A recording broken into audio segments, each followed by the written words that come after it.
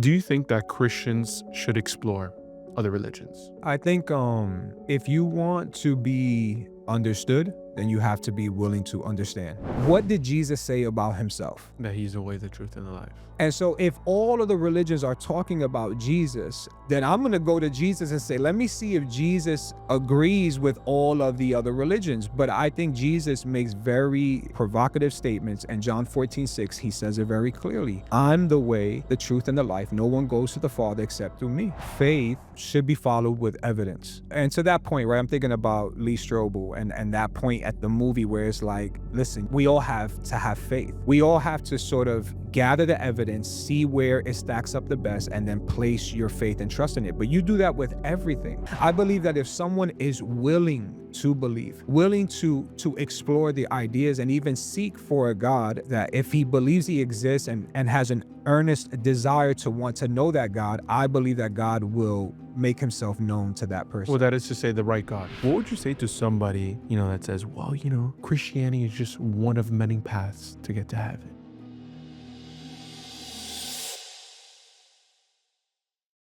It's a pleasure for you to have you on the podcast and have this conversation because, again, like I said before we started, that I realized with God's wisdom that everything really does happen on perfect timing. So I hope that this is perfect timing for those that are watching this. And do you think that Christians should explore other religions? Yeah, I think if you want to be understood, then you have to be willing to understand. And so it would be wrong for me to expect someone to accept my ideas, my beliefs, my convictions without me being willing to understand, the convictions and beliefs of someone else. And I think that's what leads to healthier conversations and opens doors for more sort of unity and conversation and just relationship building, and not necessarily looking to win an argument, or make a point. Now, I will say this: I don't think in order to come to true saving faith, I need to know all of the other religions that exist. An example that I've learned: when you look at bank tellers, for instance, they don't spend their time figuring out all of the counterfeit bills and dollars that exist. What they do is study the true, right, bill and dollar, and as long as they know what the truth is, what a real bill looks like, when a counterfeit comes, they can easily spot it out. And so I think it's important that you do understand your faith. Hmm. You understand it on an experience level where you come into saving faith. But there's also a level that you need to ask, why do I believe what I believe? Yeah. And Well, that's important as well. yeah, I always, when it comes to this specifically, I always reference, hope it's not out of context to reference it, but I always reference in First Corinthians how Paul mentioned that he was feeding them in his previous letters milk because they weren't able to digest food, and then now he was talking about giving them, meat so that they could digest. And I feel like the same thing is with your walk in Christ. Like naturally, maybe unnaturally, you mature. And through that maturity, you come to realize that, okay, well, there's billions of other people that believe other things. Why is it that they believe this? Is there some correlation? Is there any way that there could be external historical evidence for what I believe? What more? And I guess, you know, that part can be tricky to navigate sometimes. Yeah. What does the starting point of that look like? Should one just, read the Bible, read every single verse there, absorb it, read it twice if you have to, and then explore it? Or is it like while you're walking with Christ, read this, study this, learn this? Like, how do you think? Well, I mean, I think the process, I don't think there's one way in which someone Mhm. grows in their walk with Christ. Mhm. And or even how they come to saving faith. Yeah. I think the sanctification process is just that, it's a process. And there's some people like me who grew up in church. Yeah. I've been going to church since I was 5 years old, right? My parents were saved, faithful, parents, loved the Lord, but I didn't give my life to the Lord until I was 19. And Yes. and it's not like when I gave my life to the Lord, all of a sudden, all of this theology and understanding came into fruition, and now I was, ready to teach others God's word. There was a process in my growth, and for me, it didn't happen overnight, but I continued to go. Right, I was there in the house of the Lord. I was there in the study groups. I was there with mentors, and over time, I was growing in my word. And so, for others, I think of my dad, who went to be with the Lord last year. For him, he was a heroin addict, and Your father. yes, and someone witnessed to him the gospel, and he went into a program and completely changed his life around. Now, I'm not saying that he, became this theologian, but the transformation for him was instant. It was like, wow, like a totally different person. And so I do think that there is an expected growth, right? And that's why Paul is speaking to those in Corinth, because they were, the context of what you're referencing is they were picking sides, and there was division, and some saying they were with Paul and others with Apollos, and they were still behaving in a very, immature infant way. And he's Yeah. like, are you not growing? Are you still on the pure spiritual milk, the infant sort of processing your walk, and you haven't moved on to meat? And so I think there is an expected growth, and it's not just there in Corinthians that Paul makes this clear, that there is a point that we need to move on, right, from the basic things of the gospel Mm. into deeper things. Yeah. And a lot of times when you see that transition, I love that picture of milk and then to meat, because even from an infant, right, that's usually a phase that, you're being fed. But when you move on to solid foods, that's when you're learning how to feed yourself. And I think that's a point that when we're Mm. talking about spiritual maturity, people need to, stop simply stopping at the place where you're just being fed, but you need to start transitioning to where you learn to feed yourself. What does that look like? Well, it will be your spiritual formations, your spiritual disciplines, the reading of your word, your time in prayer, your commitment to the community or church locally that you're a part of. Serving in the church, going from a point, of where you stop looking at the church of what it could do for me, but how does God want to use me here?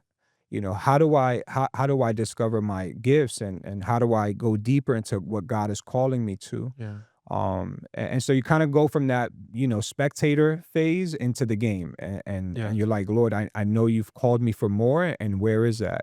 Yeah. But yeah, again, going back to what you said, it just looks different for everybody, and there's not like a one size Yeah. fits all. Going back to the bank teller analogy, I guess two ways you could look at it is, well, how would one know in the context of religion, not the bank teller, but how would one know that this is the true faith? And then additional to that, how do you tell others are not fake? So I guess the starting point is, if your basis of, well, I believe in Jesus because, I just believe, you know, I haven't read the Bible, I just went to church once, I felt this thing, now I believe. Is that like solid enough for you to know the truth already? Or like, I don't know if you get where I'm going No, with I that. mean, I understand to an extent. I think there's many ways that people know that God is real. And experientially is that first primary way where you come into a relationship with Jesus Christ. Yes. You come into saving faith. It's like the blind man that Jesus encounters, and the Pharisees are pressing him. Who was this man that you know saved you, or performed this miracle and this sign and this wonder? were you born this way? And he brings his parents and they all, they're just, up in arms over the fact that Jesus, healed this blind man, but he doesn't know much about Jesus. He only has the encounter that he had with him, that he was blind and now he could see. And that's what he says. He comes to the point and he's like, listen, whether he's a sinner or not, I don't know. But one thing I know is that once I was blind and now I could see. And so the only thing he had at that moment was his experience that Christ had transformed his life. And so we're not to discredit coming into saving faith, having our Damascus Road moment where Paul, is knocked off his horse and Jesus Christ encounters him. And so we've all had that moment. And so maybe for some, that's where it begins. Because until you come into saving faith, the scriptures say that this is foolishness. The gospel is foolishness to those who are perishing. And so there is a level that, yeah, you could explore it intellectually. You can get to these ideas. You can look to the evidence. I was just watching Lee Strobel's Case for Christ. And you see his journey where the evidence is leading him there, but it's not enough to save him. There's a point that he reaches like, okay, God, you win. Like I've tried to debunk, I've looked at all the arguments and I can't, I can't seem to find a way to really crack or convince my wife otherwise. And therefore he surrenders. Mhm. But where the saving faith happens is in the surrender, in the experience, not in the intellectual assent into information. Yeah. It got him to a point, but it's not enough to save. And so the first step is the encounter, the experience, the surrendering. And when you do that, it is when you're indwelt with the Holy Spirit that he promises to guide you into all truth. Yeah. And he will, and there the journey begins in which you ask deeper questions and go, deeper into what you believe and Yeah. why you believe it. One thing I like about it, because I was watching on the movie when we were coming back from, where was it that we went, Jay? Gosh, remember somewhere that we just went recently. Uh, no, yeah, Pittsburgh. Yeah. I was watching the movie because I read the book, but I didn't know that there was a movie. I Case for watched the movie. Christ? Yes, Yeah, amazing movie. that's great. And I watched it because my brother-in-law was here. Oh, really? Yeah, That was I'm amazing. always witnessing, and I'm like, watch this movie because he's an intellectual. I'm like, watch this movie. Well, so this is what I've come to realize because I had Dr. Michael Shermer, which is he's a very he's a big atheist, but he's very intellectual in his approach with most atheists. Like they're, especially ones that are from the scholarly world, like their approach is, well, things just don't make sense. Like, okay, the one out of many, I guess, arguments or contradictions that they say is, well, if God is all knowing, all powerful, all this, give me the example of the rock. If it's too heavy, does that mean he can't carry it? If it's heavy, then can he carry it? That means he's contradicting law. If a God's all knowing, then how does he know that evil's gonna happen? Like the common But there's stuff. no way they still use that argument. Yes, they It's still do. it's to challenge God's omnipotence. Yeah. Can he create a rock so big that he can't lift? Yes. Right? I mean, just think about the question though, right? That's to me, that's a logical contradiction. So there's not when we talk about God's omnipotence, him being all powerful, there's Yeah. not enough power in the world that can fix nonsense. You understand? There's not enough power in the world that can fix a logical contradiction. So when we say that God is omnipotent, we're saying that God can do whatever power can do, but power cannot fix something that is logically absurd, like creating a rock so big that you can't even lift it, right? So Yeah. so when you hear things of that nature, they sound, provocative, right? Yeah. They're sort of memes, and we live in a meme Or soundbites, generation, yeah. yeah, and everything is, let me attack Christianity with memes. But I think even having a theistic worldview is very logical. I think that's the first point. If you wanted to think about this logically and intellectually, you start there. Okay, am I a theist or am I an atheist? How do I believe that this universe came into existence? Yeah. We all know at this point that the universe had a beginning. And so the question is, what was that beginning? And an atheistic worldview is going to say nothing. Nothing created everything. Yep. And we're going to look through creation and say, okay, has that ever happened? Has in all of creation, has there ever been something that's come into existence from nothing? And we would say no. There's always been a cause. If there's an effect, there's a cause. And so when we think about this logically, because sometimes we, if the atheist is not being fair, he'll say we believe in fairy tales and magic and sort of we make up these things. But if I'm thinking about it logically, I know the universe had a beginning. Okay, was it nothing or was there a cause? And if I think it's more logical to say it was a cause, then what was that cause? And so if someone creates time, space, matter, that person has to be outside of that. And when I look at the universe and creation and I see design everywhere, I'm going to say it probably was a designer.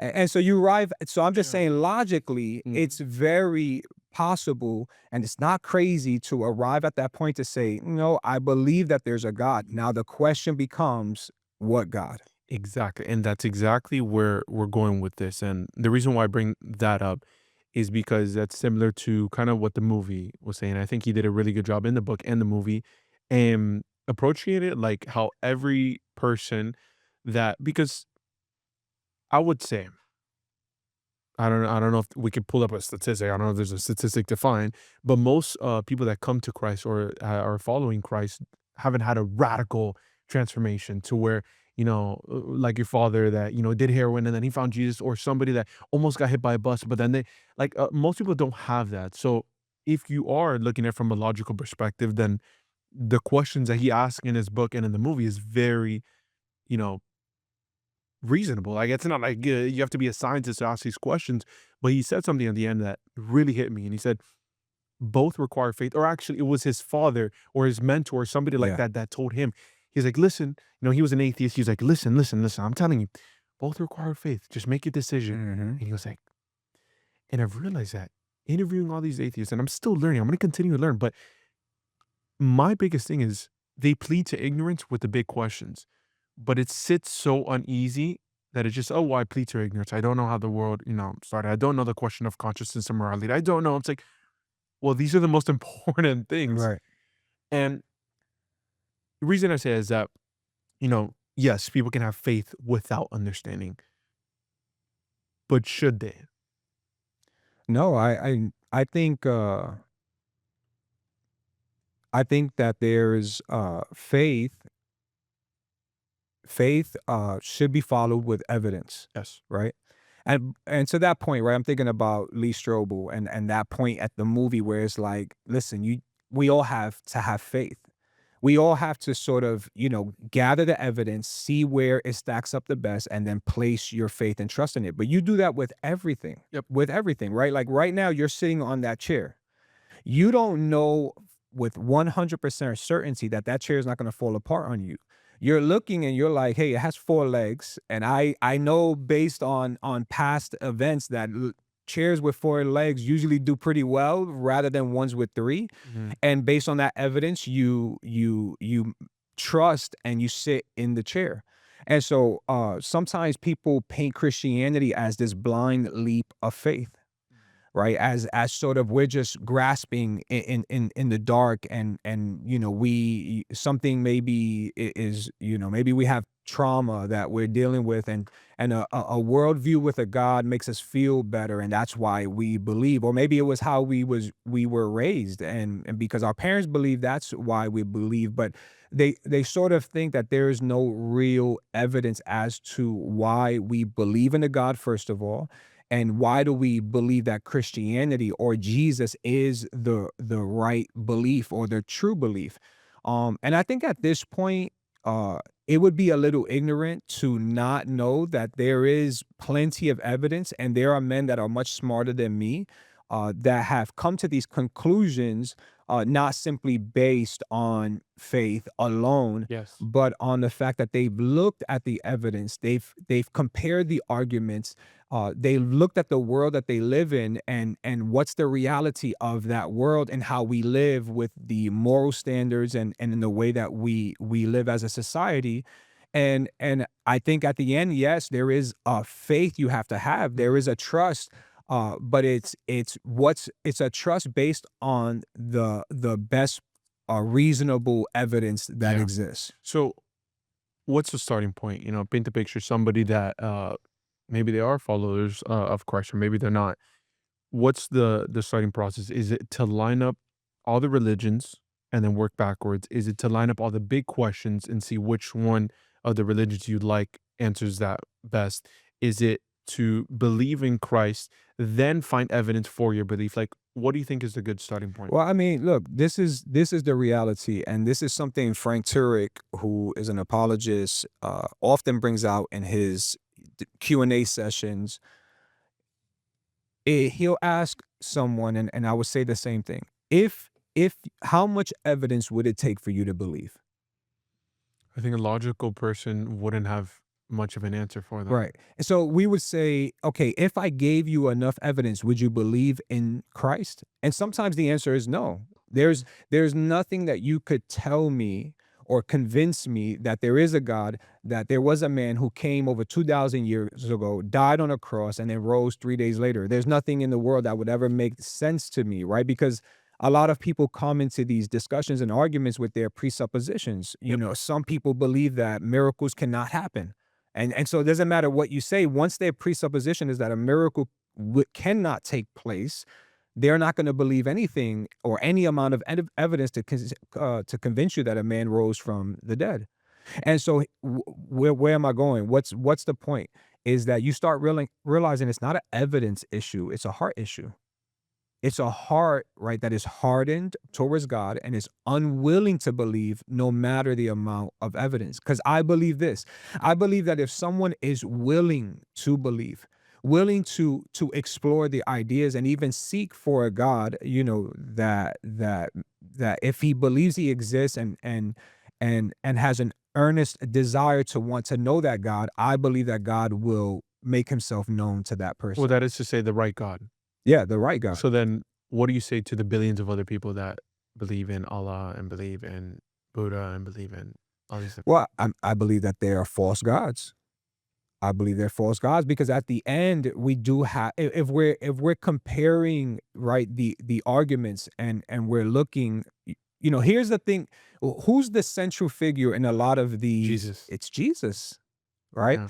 Jesus is the central figure. He's the one that all religions seem to talk about in different ways.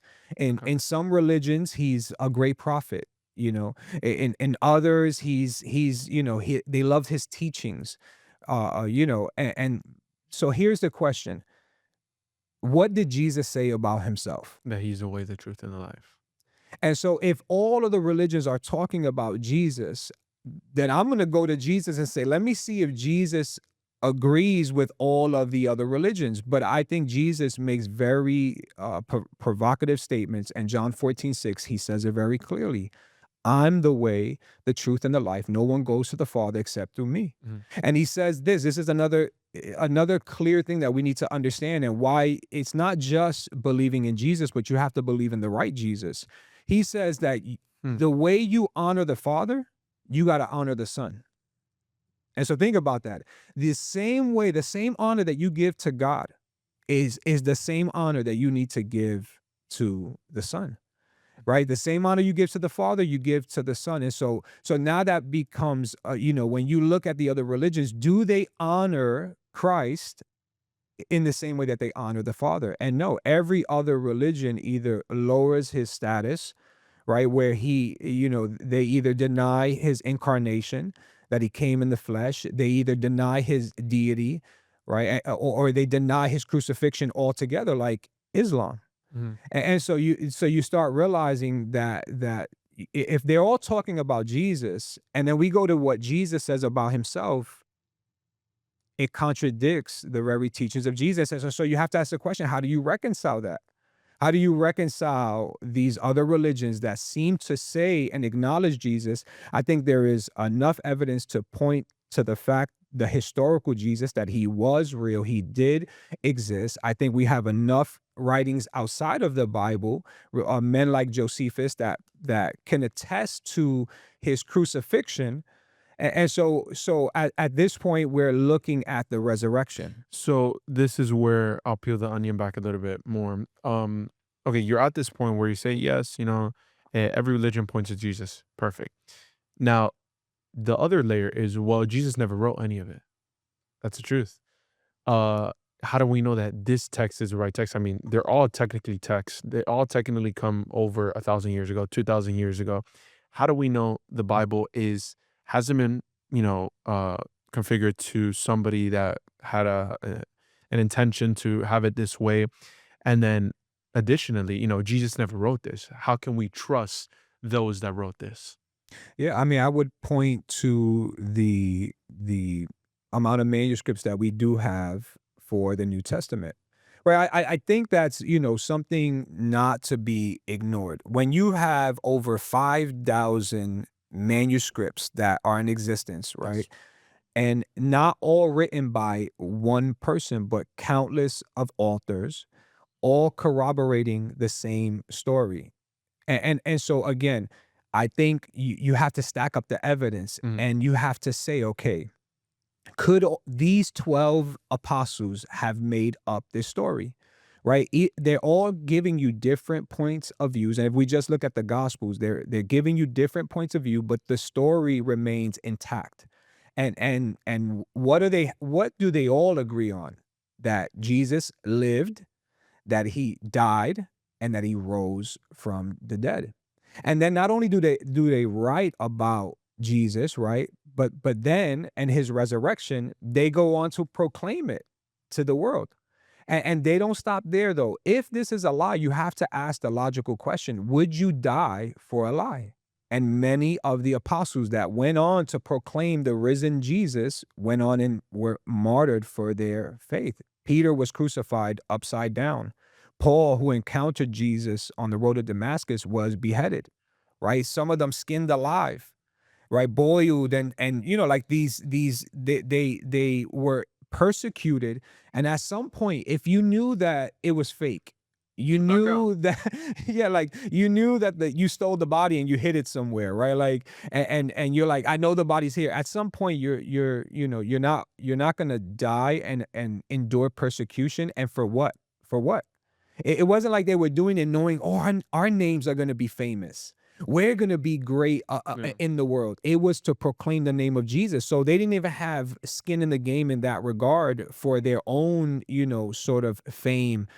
And so I think you have to consider their writings and the amount of Mhm. manuscripts that we do have Mhm. as strong evidence that this was an historical event that actually took place, and these were men that were writing what they were witnessing and living at that moment. Yeah, there's some Pastor Philip Anthony Mitchell's. He said something that was extremely powerful. I've never heard anybody say this before, where it's like there's a unity in mind in all the Bibles of thousands of years of separation, yet there's a unity. This points to this, this goes over here. It's like how how do you explain that? And peel back there a little more, because what I want for people, at least my intention, I believe that God put in my heart, is for people to truly not be scared to deepen their faith and kind of like, would go around and say that doubt that you have, oh my gosh, but Muslims are saying this contradiction that he never verbally, unambiguously claimed to be God. How can they say this? And then peeling back there, oh no, well, I mean, I guess he didn't say it unambiguously, but it was very well understood. Like these, going through these contradictions, going through these things that people say about, Christianity, and kind of seeking and doing your own homework to deepen your understanding. And where does somebody find this overwhelming amount of evidence pointing to Jesus being God? I mean, I mean, like apart, the yeah, the resources, like resources. I yes, know what you mean. yeah, Apart from the scriptures, obviously, but I think one, you need to make sure that you're part of a healthy Bible teaching church.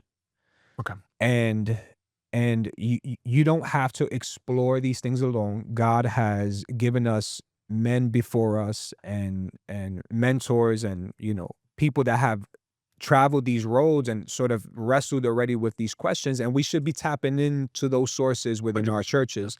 And so get into a good Bible teaching church, a good pastor, and I think that's a great starting point. From there, obviously, we have access to more information today than ever before. and here we are doing a podcast that people are watching on different platforms. And so YouTube obviously is a great source. There are many people like yourself that are using these resources to, to deepen people's understanding in the scriptures, and they're engaging in debates and in on these topics.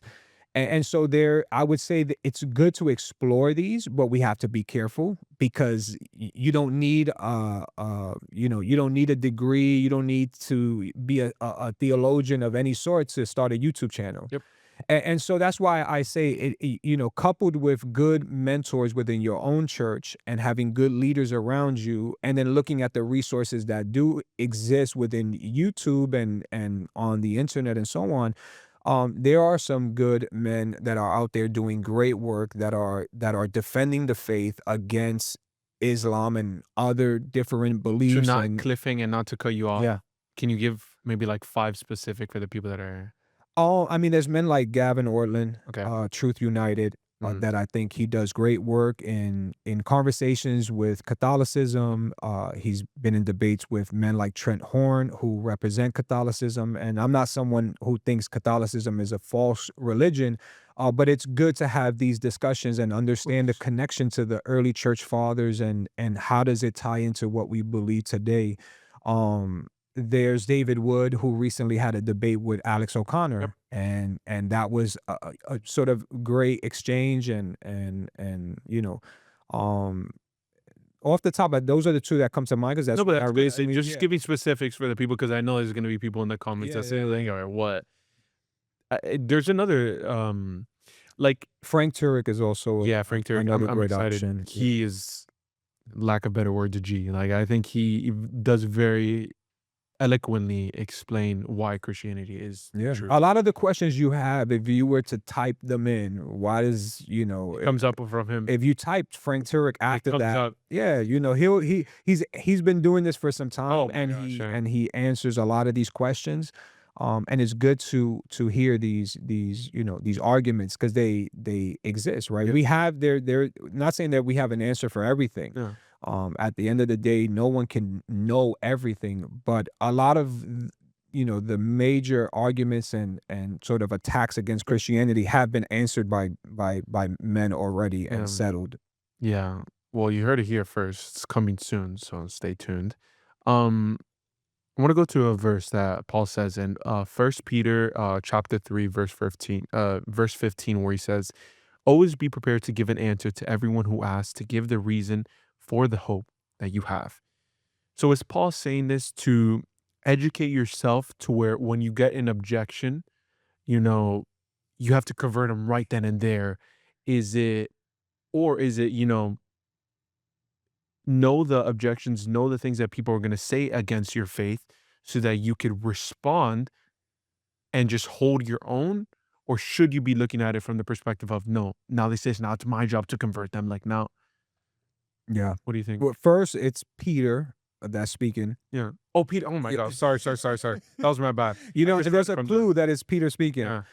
Yeah. It's in First Peter. My bad, my bad. I don't know why I I'm thought. just joking with you, bro. I'm joking. Yeah, I know you misspoke. No, so yeah, always be prepared to give an answer for Yes. the reason of your hope and um. So yeah, I think. Listen, does that mean that you always need to have an answer? That you always need to know what to say? I think I think people need to get comfortable with saying, "I'm not sure. I don't know." If you're asked something that you really genuinely don't know the answer to, it's okay to say, "I don't know, but I wanna go research that, um, and do a little more studying, and then I can give you a better answer." Mhm. As opposed to faking it and trying to answer something that you don't know and then looking silly because you weren't You really don't prepared. know. Yeah. And so I think being comfortable with "I don't know" is perfectly fine because I don't think theological perfection or having a perfect understanding of the Bible is what God requires of us. And if that was the case, we would be God if we had perfect understanding of the things of the Bible and had perfect theology in the way that we practice. This is why we see differences in denominations, and you Yep. see Baptists and Presbyterians and Pentecostals, and because we have differing views or interpretations of how we approach the scriptures and understandings on secondary issues, right? Yeah. So I think first being okay with not knowing is the what I would encourage people. But what you do know, share in love, right? Everything you what you do understand, you share in love. And a lot of times what I'm trying to teach, the young adults that I work with, because they've, obviously have encountered these, conversations with their friends and been challenged in different ways. And what I've learned, another great resource is Greg Koukl, that has a book called Tactics. Mhm. And one thing he taught me in that book is ask questions. There's nothing wrong with asking questions. A lot of time when people are trying to sort of challenge what you believe, and you have to give a reason. But if you look many times, what people do is they're making a claim of some sort. How could God exist and allowed my mom to die of cancer? How could there be a loving God with all of the evil in the world? And what you have to realize is when you're in these conversations, people are making truth claims, right? And whenever somebody makes a truth claim like that, for instance, the burden of proof is on them. They've just said something where they believe, how could there be a God if there's evil in the world? Then ask questions. That's what the book Tactics teaches you, right? Ask, well, how did you come to that understanding? Why do you believe that? And let them flush out their own claim that they just made. And once they do, then you follow up. How did you come to that understanding? And sometimes you'll see, not everyone, I'm not going to make the claim that no one knows what they're talking about. That would be arrogant of me. But a lot of times you realize that a lot of information that people are challenging or asking is really just repeated information. It's not things that they've actually worked through. It's just a Something latest that they heard. YouTube video that Yeah. they watched, or something that a friend told them, and they're just repeating the information. And so Yeah. when you push back a little bit, it's good to flush out, not to embarrass, but to help them understand maybe where their argument or their claim doesn't line up, and then you could open the door for the truth that you may want to share in that situation. But I think that's sometimes what happens is when we feel challenged, when someone's asking us for the reason of our hope, we go into attack mode. And right away, if somebody makes a claim like that, we're ready to just bombard them with scriptures. But what if they don't believe in the Bible? What would the scriptures do for them if they don't believe in the Bible? What if they're atheists and they don't even believe in God? And so it's important that you ask enough questions about what they believe, about what is their worldview. And as you begin to unpack and sort of unfold these layers, and you're getting to know the person and understanding, what they believe about God, what do they believe about Jesus? Do they accept the teachings of Jesus, but not an existence of a God? Do they like the idea of religion? Once you start understanding these things, you can better give an answer and a Yeah. reason for whatever it is that they're sort of asking or hoping to Well, obtain in that conversation. it goes back to literally what you said, that it's a heart issue. So if it's a heart issue, like you can't, if somebody, has the belief that no matter what you say, I'm not going to believe it. How could Right. you, there's nothing that you can say that Right. convince them. So just, that makes a lot of sense. And I I like, think I think Jesus, not to no, cut no, no, you up, but please, I please, think please, please, please. Jesus modeled this, right? Like I teach this to my young adults. Jesus did not speak to every person the same way. And so there were times when he encountered the Pharisees and the religious elite, men who thought they knew it all, Mhm. full of pride, and he was very harsh. You blind guides, right? Like John called you brood of vipers, and he was very direct. He wasn't very patient in that regard. So sometimes giving people the reason for your hope doesn't always look the same. Sometimes there is a certain response that is required. And so to the Pharisees, he was very harsh, very direct, you could say, still in love, right? Because that is his character. And just because you're harsh or you're direct doesn't mean you're not loving. Hmm. Right? Not every person that speaks kindly is good, and not every person that speaks harshly is bad. And sometimes truth, it just hurts. And even though it's spoken in love, it can be, it can, be received in a way that's like, oh, because it's convicting. But then he didn't talk to everyone that way. Then you see another religious leader, Nicodemus, in John chapter 3, who's seeking, and so he has a private conversation with him. And it's much different than Yeah, the way he would speak to very the gentle. Pharisees, because Nicodemus was seeking. He was willing to understand. You could tell he wanted to know more. His encounter with the Samaritan woman, right? Having this private conversation, telling her, challenging her about her life. And so I think you take Jesus's model and you apply it to your life and realize that not every situation requires the same response. And so there are times that some people are just challenging you for the sake of argument, just because they want to try to prove you wrong, and they may need a more direct response. But there are other times that people, like a situation with someone who lost their mom, that sometimes they don't need a theological answer, they need a pastor.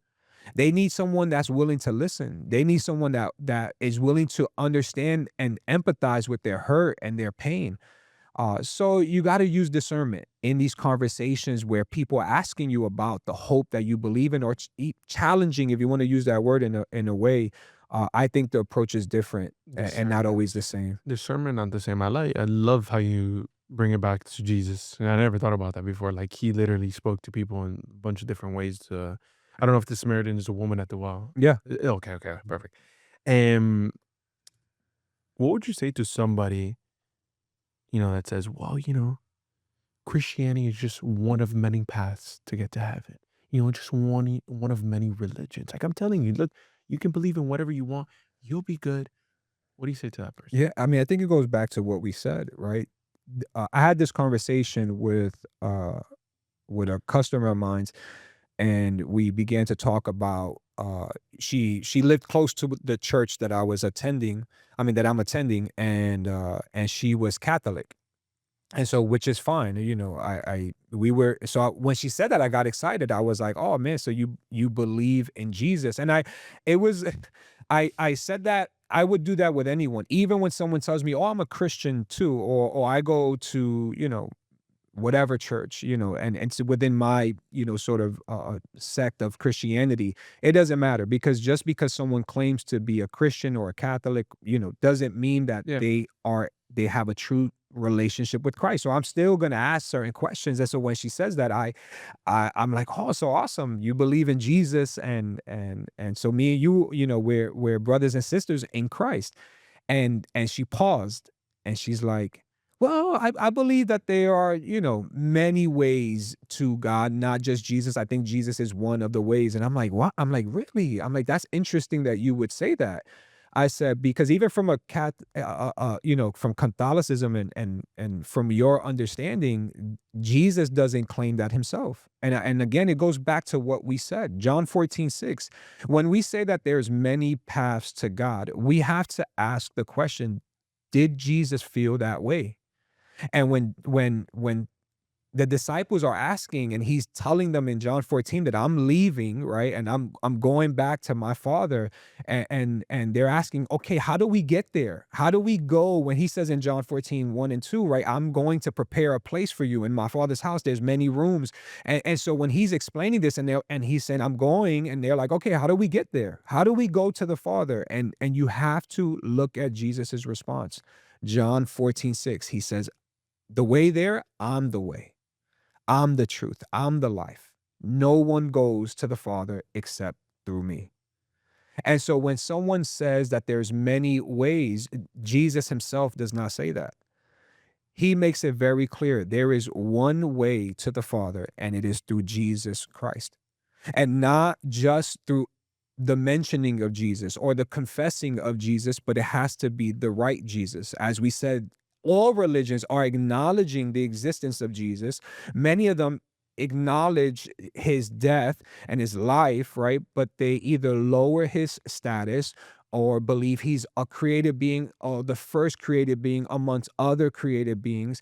And so whenever we don't honor the Son just as we honor the Father, and we lower his status, that is not the right Jesus.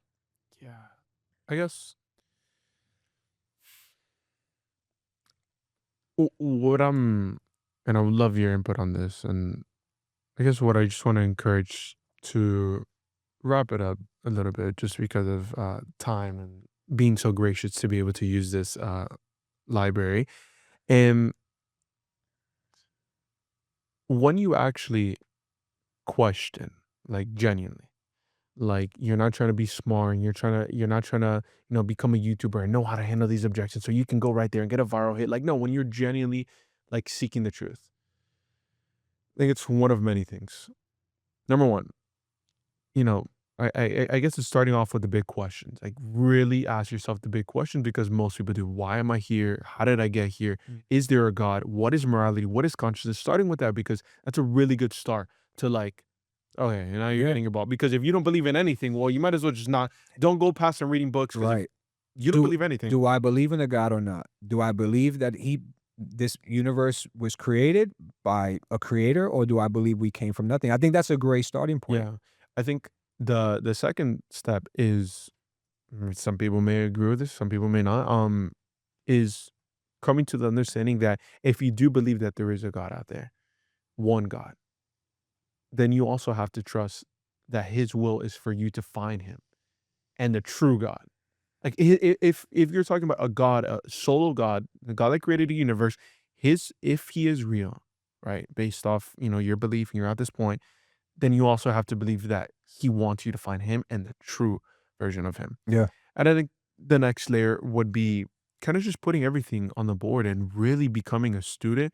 And it's this weird cycle, right? Where you first become a Christian, get so excited, you're on fire, you're, God, I can't believe I'm gonna tell everybody in the world about you. How did my parents ever tell me about this? I gotta rush to my parents, I gotta tell my cousins, I gotta do this. Then it kind of fades off. It's Mhm. okay, you just, that's natural, you're still on fire, you still go to church, still reading your word, but maybe not as much. You don't have this passion. They're like, oh, what happened, God? There you build up your discipline. Then you get to the cycle where it's like, oh, well, there's other religions. Oh, there's other people that believe. Oh, there's these people that say this about Christianity.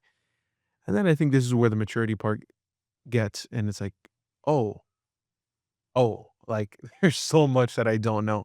And you embrace that there is this never ending pursuit of understanding, Yeah.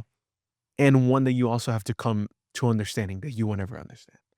You will get to the place where you have 97, 98, 90, 85% of like, yeah, I believe, but 100% that you could say, Jesus Christ came, he died, 100%. I'm telling you, this is, that'll never happen. And I think there's a reason for that, because it has to be left up to faith. That's kinda what I've been realizing, on this, Yeah. never-ending journey. I would encourage people that if they come to the understanding that they have a theistic worldview, they believe that there is a God, don't stop at the point of, I'm okay with that. I'll take a little bit of all the religions that I see, the things I like about them, and I'll sort of, combine them and I'll follow that, because in that, right, what you're doing is you're creating your own religion. And so one of the arguments against religion in general is that they're all the same. There's over 3,000 gods. There's over 3,000 religions, and whatever the claims may be, and they're all the same. They all say the same thing. And I would say, yeah, there are similarities. There many religions, right? Are the major ones of the world. We do speak of love and peace and harmony, right? And forgiveness. There's elements of all of them that are the same. But it's not the things that are similar that you should be paying attention to. It is the differences. Because what you will begin to see as you explore the different religions of the world, and you begin to see, okay, I understand where they're the same, but let me see where they differ. You realize that it's not just a matter of not getting the right religion. According to certain religions, it has eternal consequences. So we're not just talking about being right or wrong, or this is cool, but it's not we're talking about a matter of heaven or hell, being with God for eternity or not being with God for eternity. And I think that alone should drive you to find the right God, Yeah. right? Find the true God, uh, because I believe that there is an objective truth, there is an objective standard, there is something, right? That if there is, if we see God's laws in the universe and we see it in His moral law and the standards by which we live, then we have to start asking the question: Is there a lawgiver, and who is He? And has He made Himself known? Can I know Him? And as you begin that journey, I think those who earnestly seek after the Lord, I believe that He reveals Himself to them. And so there's nothing wrong with exploring these avenues and asking these questions. I think they're healthy.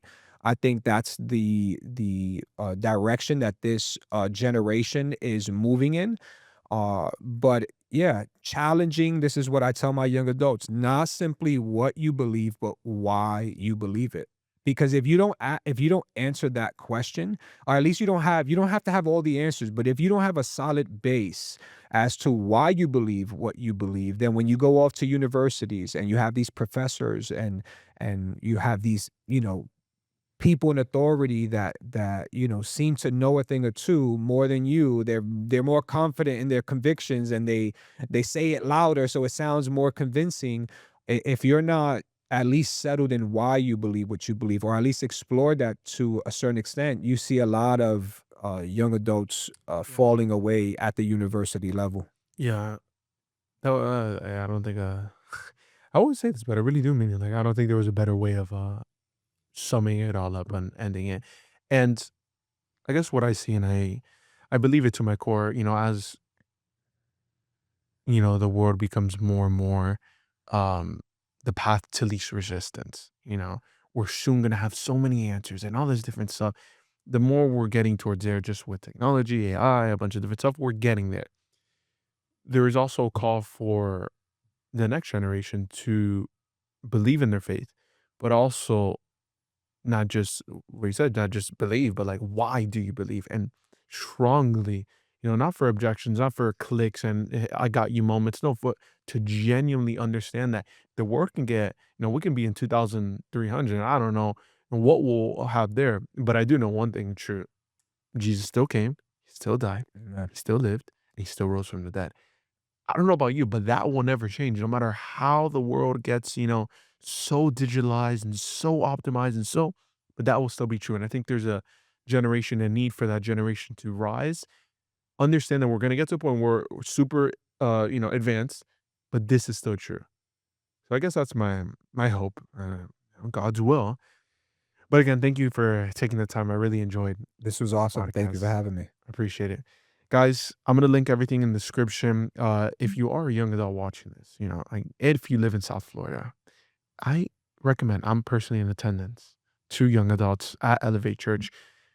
Check the link in the description. I encourage you to come out. It's definitely a blast. What you just saw now, you'll see every single Tuesday at 7 p.m. Just check the link in the description. Again, thank you so much for watching this. Without you, it would be impossible. But I'll see you, and I hope to see you on the next one.